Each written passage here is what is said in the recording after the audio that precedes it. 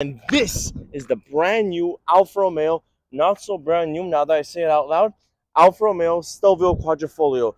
This car has been out for like 4 years, but oh my goodness, it is a masterpiece. And we're gonna walk around the car, and you're gonna see that it is a masterpiece. Every single quirk it has, even if it's unreliable, doesn't matter. It's a perfect car. Come on, let's go to the back.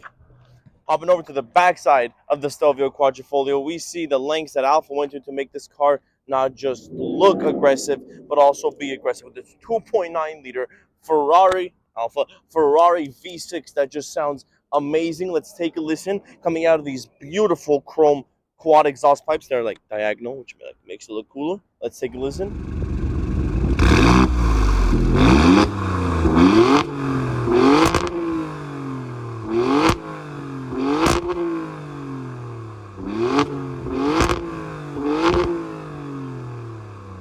Did you like it? Okay.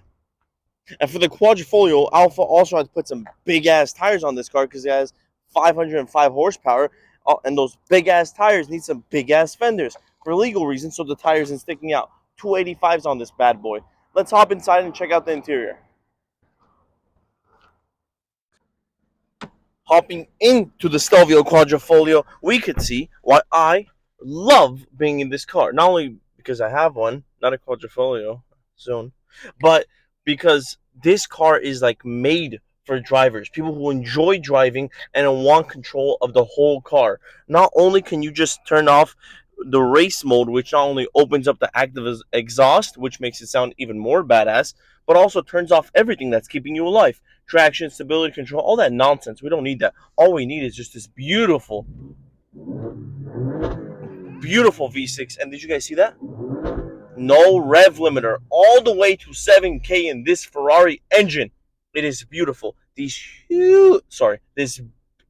big ass paddle shifters. That's my new model. These big ass paddle shifters that are so satisfying.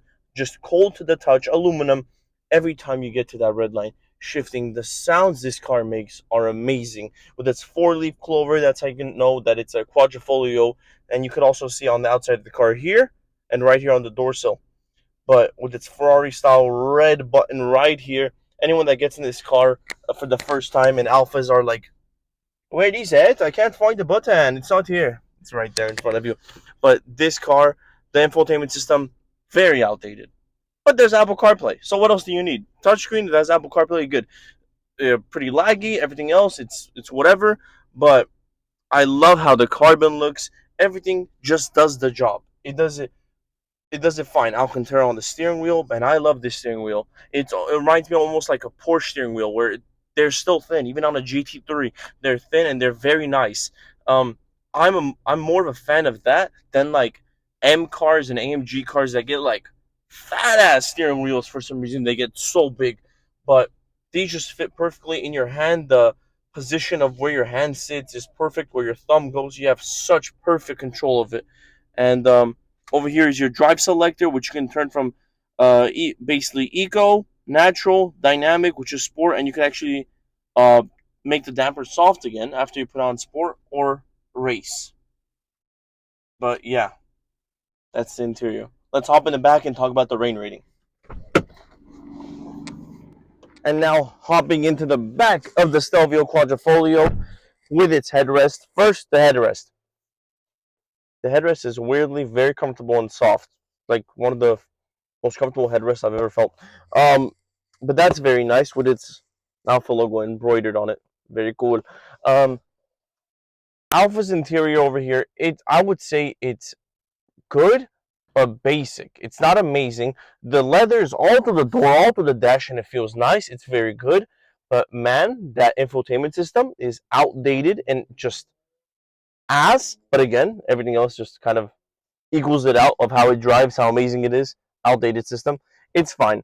It does have carbon on the doors, all through the front dashboard. That does make it look very nice, makes it look very sporty. The seats are also bolstered around the corners, kind of hugs you. It's perfect. Front and back seats are also heated. Big panoramic roof, big fan of. Excuse me. But overall, I'm going to give this rain rating a non-biased rating. Okay, don't worry, even though I love Alpha. I'm going to give it a 38 out of 28. I'm kidding. I'm going to give it just a solid 20, flat 20 out of 28. There's nothing special about it. Everything feels good and does the job, but there's a lot of things that Alfa could do to make the interior just that much better. But yeah, all right, let's hop back in front.